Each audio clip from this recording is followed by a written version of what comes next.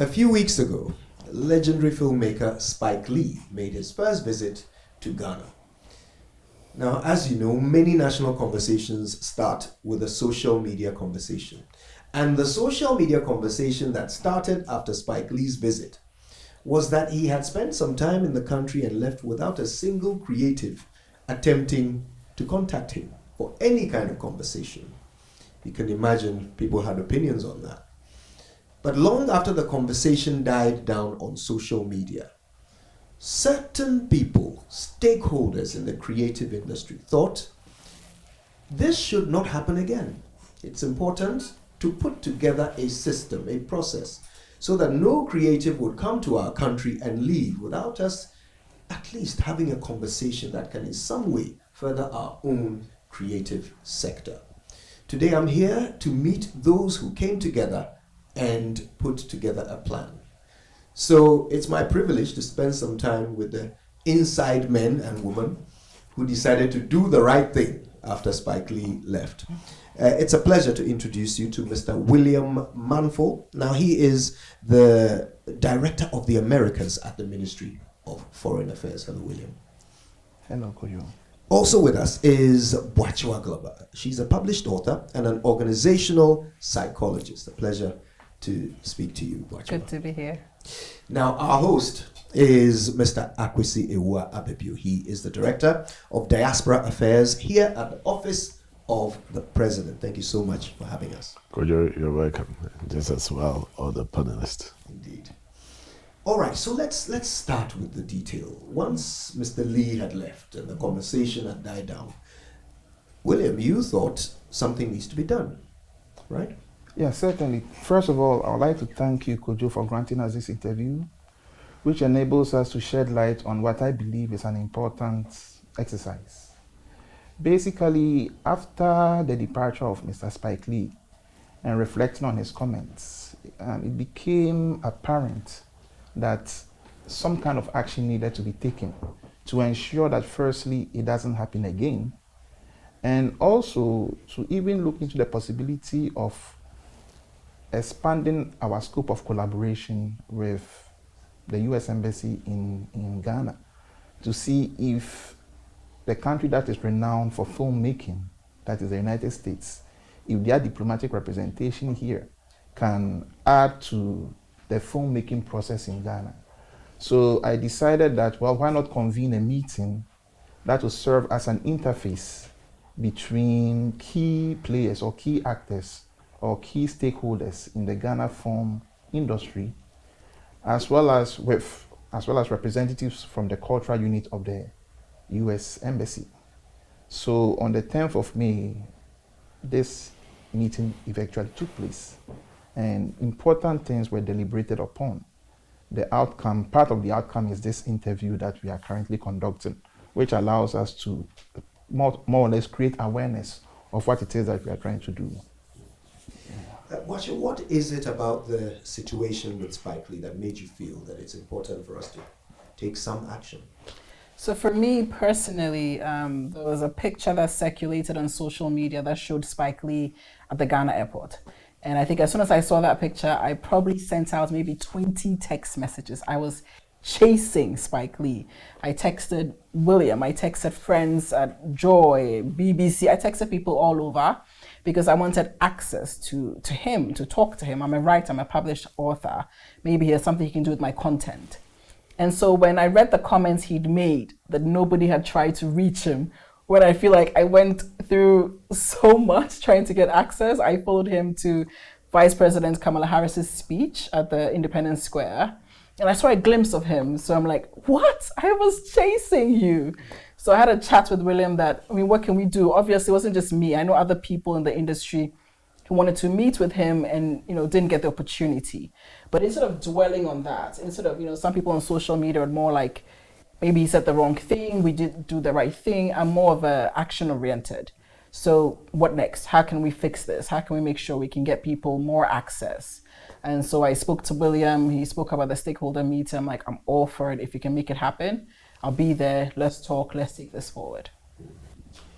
So then the meeting happened, and I believe you were all there. Talk to us about the takeaways, Kwesi, from that meeting. From that meeting, I think it was an opportunity for the Diaspora Affairs, the American Embassy, staff, and the Ministry of Foreign Affairs, and all the stakeholders involved with GI, Ghana Film Industry, and others to, of course, state their position on that, to see how we can move things forward. It was a big opportunity for myself to, I think, throw more light on what actually happened and why it did happen the way it did. Because, I mean, we were looking at a very short window of opportunity that was going to be difficult to do so many of the things that we were expecting to be done. But then, of course, it's going to enable us to use this as a guide to structure the next opportunity in such a way that, irrespective of how short or how compressed the time might be, we will still, be able to give people that opportunity that they're looking for. So talk us through the structure. I mean, what have we laid down now for the next creative who steps on our shores? So that's one thing that was very critical to us at the meeting, is we wanted to move forward. We wanted to put things in place that this wouldn't happen again, and not necessarily be sitting there and trying to hold someone accountable. Let's just move forward. And one of the, maybe a few big things I'll touch on, and not necessarily the whole piece, because we will be talking about it over time. But the first thing is, there are institutions in Ghana with certain responsibilities that people may not be aware of. So one of the first actions we agreed on is to publicize or clarify the role of these institutions and make sure that handlers or those with access go through those institutions as needed. So for instance, the Ghana National Film Authority, I mean, they came under the gun when this thing happened, right? Because Spike Lee said that he wasn't aware there's a thriving film industry. But the Ghana Film Authority is mandated by law to handle all movies in Ghana. So if you're a filmmaker from abroad or from anywhere, you really cannot film or shoot anything here without going through that authority. And it's very important that that is understood by all handlers, by all parties, that that's where you go to if you want to do something in the film industry. And the second organization that really needs a bit more publicity, and they're working on clarifying a lot of their laws and allies and mandates, is the Ghana Creative Arts Agency, CAA.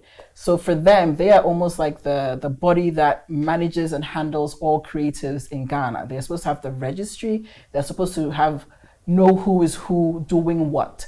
And so those two institutions are very critical in all of this, and we want that to be clarified and publicized. So that those coming in know that if I want access to, say, musicians or actors for a celebrity coming in, this is where I go to. So that was one of the first things we came up with. And the second thing is, Ghana operates, for sure, a who you know system. We can't do away with that. So if Beyonce comes, or Kevin Hart, or anybody, their handlers or the people around them, they're going to call those they know. That, hey, if you want to meet him, if you're an actor, come join us, we're going to be at a party. What we want to do is broaden that who you know for those with access, for those institutions. So we want to make sure that there is a database that is up to date, that has information on all the creatives in Ghana and what they're doing, but also what they're interested in. Sometimes it's not all writers, for instance, who want their content on screen. Right. But the institutions and those with authority and those whether state agencies need to know who is doing what, who's interested in what, so that they broaden their who you know. No matter what, you're going to scroll through your phone book and call up a few people that, hey, do you want to bring some books to give to the celebrity? Do you want to do this? Do you want to do that? But we just want to broaden their scope. That's basically one important thing, so they can reach out to more people and not just the regular people on their call list. And then one of the other things that we also want to do, and it's done abroad. So if, for instance, we know that Idris Elba wants to film his movie here, he's declared it, I think he's even taking steps, it's scheduled. He's not going to bring a 200-person crew to Ghana. It's expensive. He's not going to bring everything to Ghana. He's going to require some cameramen from here, maybe. He may require some consultants from here, maybe. So it's very important that sometimes when some of these celebrities are looking for resources here, perhaps you can do like a casting call. Perhaps you can ask people to come and make a pitch. perhaps you can do it in such a way that, again, we want to avoid is the same old names and faces that we're given access to. We want to create equal opportunity. So it's for some of these people in the know or the agencies to broaden that in a way that grants more access. So pitches or casting calls, whatever it may be for some of these celebrities, if they're looking for talent, so we broaden that reach. And one piece that I think William and Mr.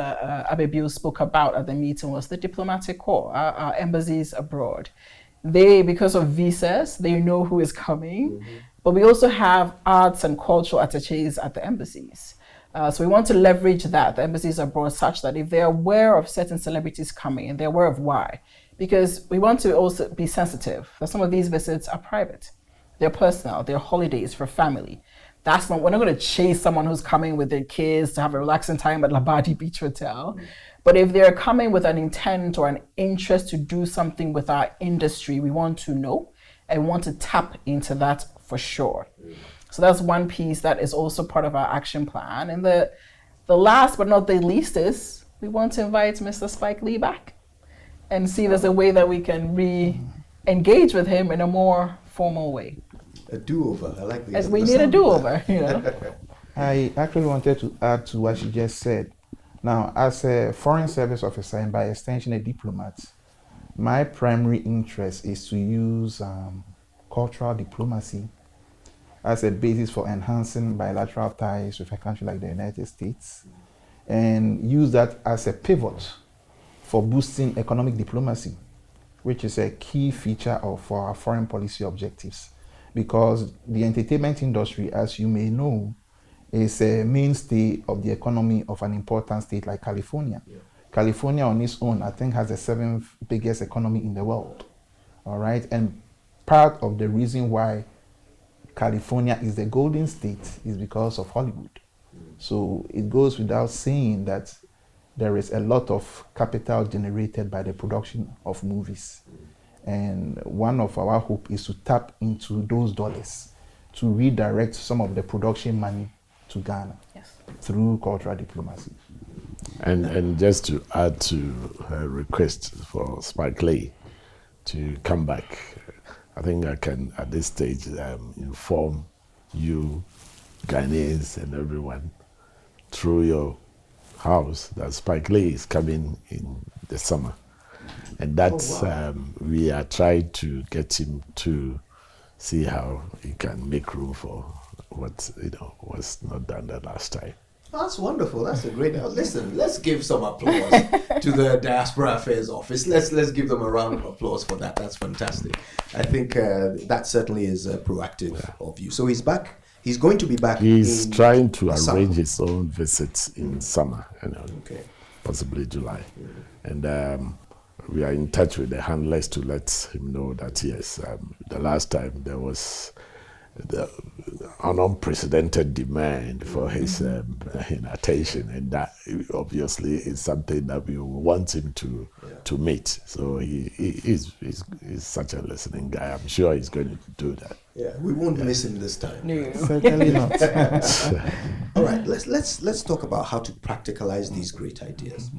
On one side of things, there are lots and lots of creatives coming to Ghana. The year of return is a big draw for some of them. And then, of course, in between, they all come for different reasons. We want this to capture all of them. We want to understand what they're coming for and, how long they're staying, whether it's business or pleasure, and how we can fit ourselves into their schedule and so forth. But are we doing anything about even putting the idea of coming to Ghana into the minds of some creatives that we want to meet with?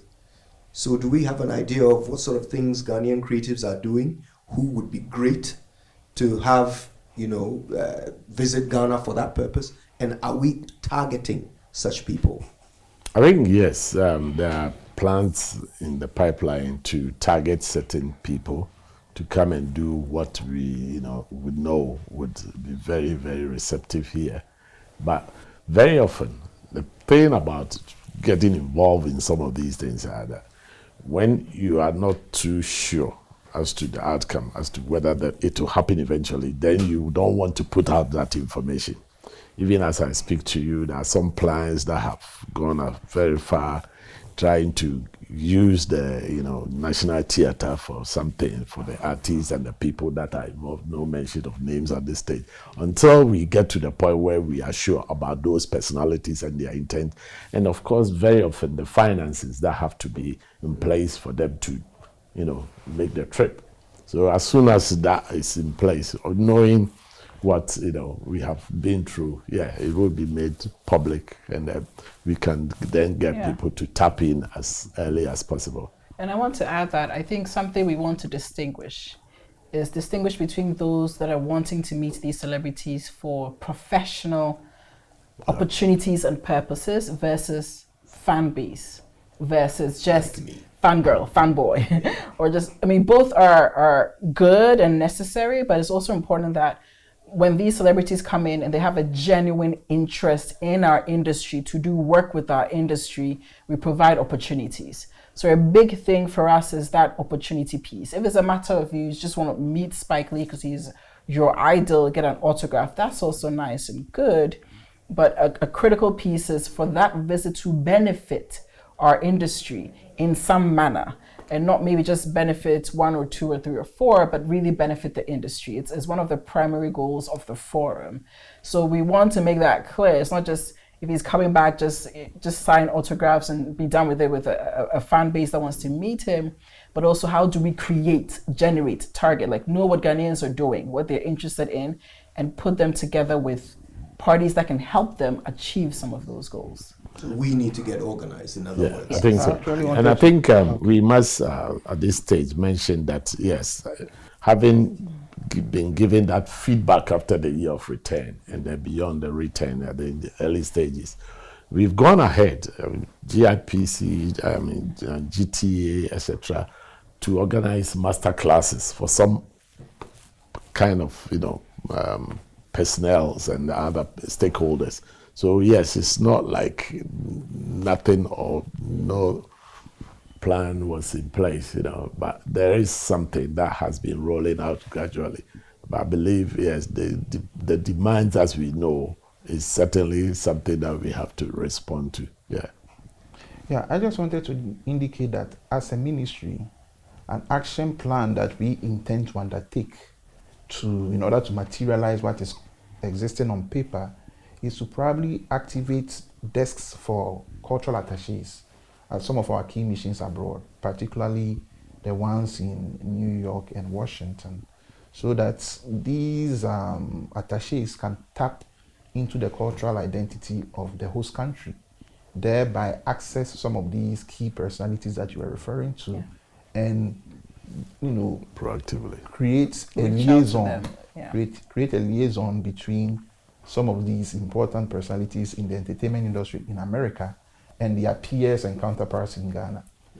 And Kojo, you asked a question that maybe to pointedly answer it. The forum, and I keep referring to the stakeholder meeting we had as a forum, a key goal of that forum is local alignment. The players and the parties and the institutions in Ghana need to be aligned, need to work together as a collective, need to work together as one and not across purposes or against each other.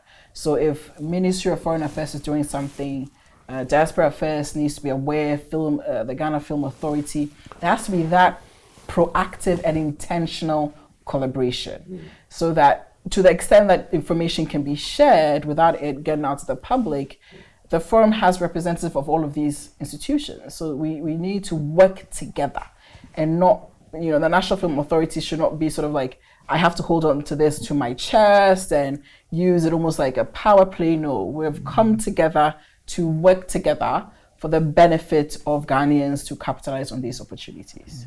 Is it part of the ultimate plan to also see about giving Ghanaian creatives the opportunity to go and meet with collaborators in the diaspora? Say, if I get a great idea of some movie I want to make and it's set in New York, can this forum be a way through which I can end up filming in New York my Ghanaian product, as an example? Certainly, I think that should also be, a platform to enable this to happen, and we are working towards that. I think on bilateral basis, on government-to-government level, we are trying to see how, especially going through the attachés. I mean, there are cultural attaché in Ghana. We've already mentioned this at the forum, how we want to get something going. So yeah.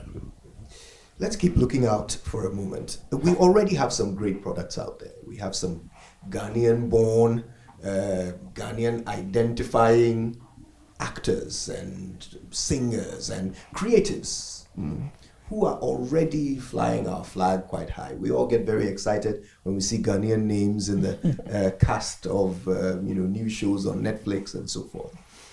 Now that reminds me, I saw a show on Amazon Prime called Treadstone. Yes. Should I check if you are aware of this? Treadstone. It's been cancelled, but yes, they did. Yes. They did one season. They did have a season on Amazon Prime, and you saw the bits they shot in Ghana. Yes. They came to the castle. The yes, agents Elmina was Castle. 2 agents, 1 female, 1 male. Yes. Absolutely. Now, I was jumping about in my seat when I saw that, but then it also occurred to me that I haven't met anyone else who knows about this. Yes. We didn't make much noise about this. A big series was filmed here at one of our big, historical landmarks Yes. and tourist attractions, and we're not making any noise about it. We're not capitalizing on the fact Yes. that we are being featured in a global product. Is that also something that this forum can start to leverage on and take advantage of every mention of Ghana wherever it is and use it to obviously tell our story better? I think I'll take that. Part of the reason why we invited representatives from the U.S. Embassy to the forum was to create that level of awareness. Sometimes they can be notified about the presence of maybe a film crew in Ghana. Now, after the forum, after the meeting, they have also been introduced to institutions, individuals, through whom they can channel information which will be disseminated to the public. So I'm very confident that going forward, there will be more awareness, there will be more information disseminated when some of these productions actually take place in Ghana. And maybe to add to what William just said, the U.S. Embassy can be quite helpful, but we also need to look internal. And I learned only at the forum that day that no one can film in Ghana without going through the National Film Authority. So for sure, when Treadstone filmed, and it wasn't just Treadstone, they must have gone through, I'm hoping, the National Film Authority. So this is where we want to work together.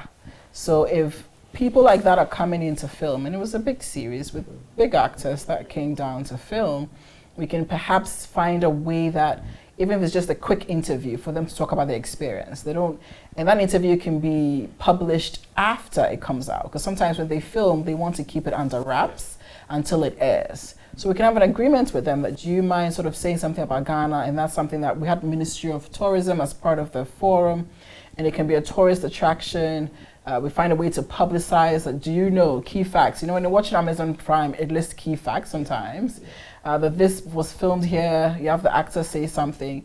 So using the U.S. Embassy is good, but internally as well, our institutions need to come together and help publicize this. And it's not just what is filmed here, because I was watching it was a movie that's now a TV show, The Best Man. Oh, yes. Yes, and the TV series portion of the movie had the couple eating fufu. I think they went through like 3 days of banku then fufu, and I was like, wait a minute. So then I checked, and the writer of that episode was Ghanaian. So she used the opportunity to infuse this Nicole Amatefu. Then I went to her page, and yes, people had gone to her page to sort of ask about, well, did you write that? Did you add that? She's like, yeah, I'm glad you noticed. But something like that, we need to find a way to also publicize that. She's a Ghanaian writer, writing for such a big TV show, throwing in our culture of food. So I'm just adding that internally, we need to find a way to capitalize on these things and create opportunities. Where would that sort of job sit? Which institution would be best placed to take up the job of, I'm asking this because I want to apply for the job. watching Netflix all day long and watching movies, just to identify any opportunity that we can take to, fly our flag. I think if I should take it from the diaspora perspective, That is why we are courting our diaspora and their networks that they have built out there to see how we can, harness it. So there would always be the case that, like you've mentioned some names in the diaspora that we can always, get in touch with to know who is capable of doing what, coming home at what point in time, etc. I think this Spike Lee thing, I think it's appropriate at this stage that I mentioned that there is a Ghanaian working in the White House who was the conduit through which we got that sort of critical information and all the things that there was to get about Spike Lee and the other visitors. Yeah, that's amazing. Somebody educated here in Ghana working at the White House, JIJ students, now using his leveraging of his network to do what they did. Oh, we have people everywhere. All right, so let me ask you this, because no conversation in this country at this time can conclude without this aspect. Are there monetary, considerations for any of the action points that the forum has come up with? Is any of it going to cost us money? Well, the last piece, which is to invite Spike back, which sits with Diaspora Affairs. So right now, not necessarily. We're early stages. I think we met maybe just a couple of weeks ago. I mentioned that we're going to continue to work together. So we now need to look at each of those action plans and figure out how do we execute it, who does what, how do we create accountability, how do we create ongoing conversation. Because one thing that as Ghanaians we're very good at is we can talk. But when it comes to then executing and taking something forward and not losing steam becomes the issue, which is why it's really great that Mr. Manful from the Ministry of Foreign Affairs didn't just listen to all the talk about the Spike Lee issue, but took an action. And so right now we need to take one step after the other. Just take one step and keep moving forward. And then we will do a plan, set up our forum to have ongoing conversations, and then we'll see what the monetary implications are. But some of the things I've listed: update the database, find a way to broaden our frame of reference. And I think that's one of the biggest takeaways. It's not like people are not getting access, but we need to just broaden that frame of access or that frame of reference and create more opportunity. Be very proactive about seeking and chasing and creating opportunity. And so far, I wouldn't say it's going to be super costly, but we do need to do some work and see what that means for us. Well, from the point of view of the foreign ministry, our hope and aspiration is that rather than taking money away from us, it will rather lead to an investment or injection of capital into the local economy in the form of attracting tourists, in the form of even attracting productions to Ghana. It was rumored recently that the sequel to Girls Trip was probably going to be filmed entirely on location in Ghana. Now, if the budget of that film is, the first one did pretty well, so I presuppose that they'll be willing to spend more money on the sequel. So if the sequel is even, let's say, $70 million, and $30 million of that stays in the Ghanaian economy, I think that is saying a lot. So from my point of view, from my perspective, I made mention of economic diplomacy. The aim is to use our foreign relations to bring financial resources into Ghana. Well, I've got to say it's always gratifying to see proactive officials and stakeholders trying to solve a problem rather than just talk about it. I'm sure Spike Lee will be pleased to know that even though he didn't get to meet any of our creatives, his visit has spawned something very productive for our sector. William, Wachua, and Akwesi, thank you all so much for your time with us. Most welcome. Thank you, Thank Kojo. you very much.